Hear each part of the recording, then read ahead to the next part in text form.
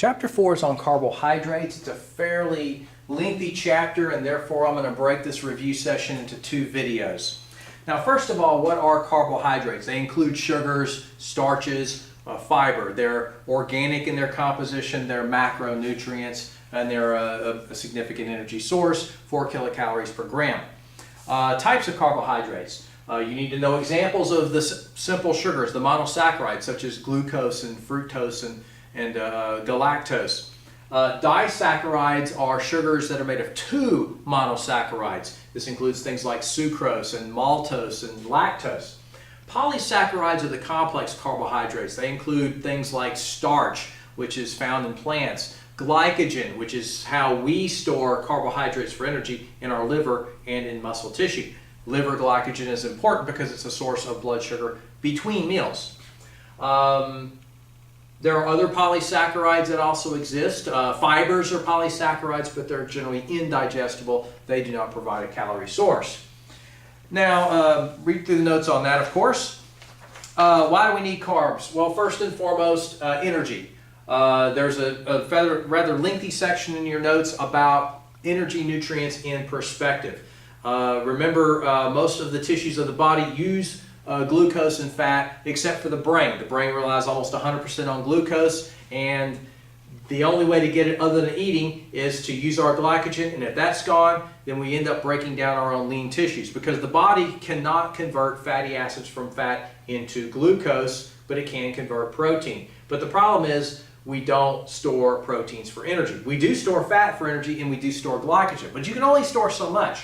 So if you don't get enough carbohydrates, what's going to happen is that you're going to use up your glycogen, then you're going to start breaking down your body's lean tissues, the protein, to convert to sugar to feed the brain, and simultaneously your body's going to buy time by going into ketosis, converting fatty acids into ketones, which the brain can use somewhat. It does not eliminate the need for glucose and protein, but it slows down, it buys time. Now, this results in ketosis of the blood, ketones in the urine, other things that you generally don't want to do to yourself. Now, the only way to avoid all that, of course, is to eat carbohydrates. In other words, carbohydrates have a protein-sparing effect on the body. So the way to keep your protein is to make sure you at least get enough carbohydrates.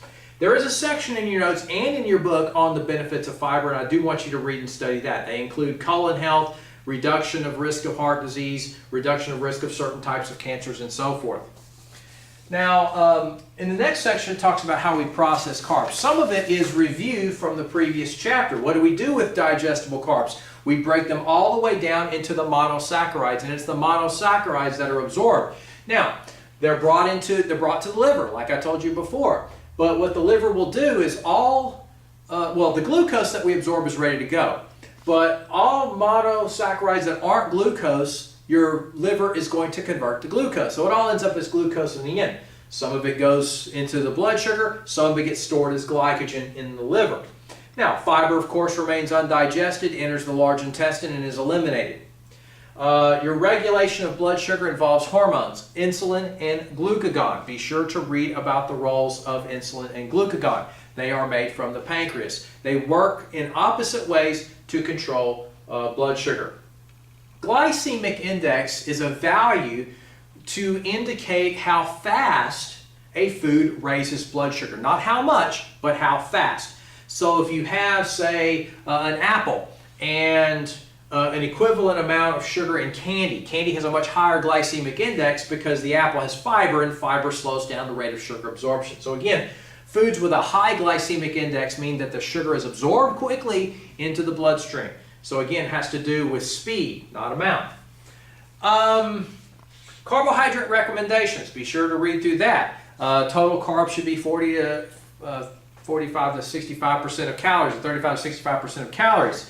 Make sure you get at least 25 grams of fiber a day. Avoid sources of added sugar when possible. We'll save the rest for part 2.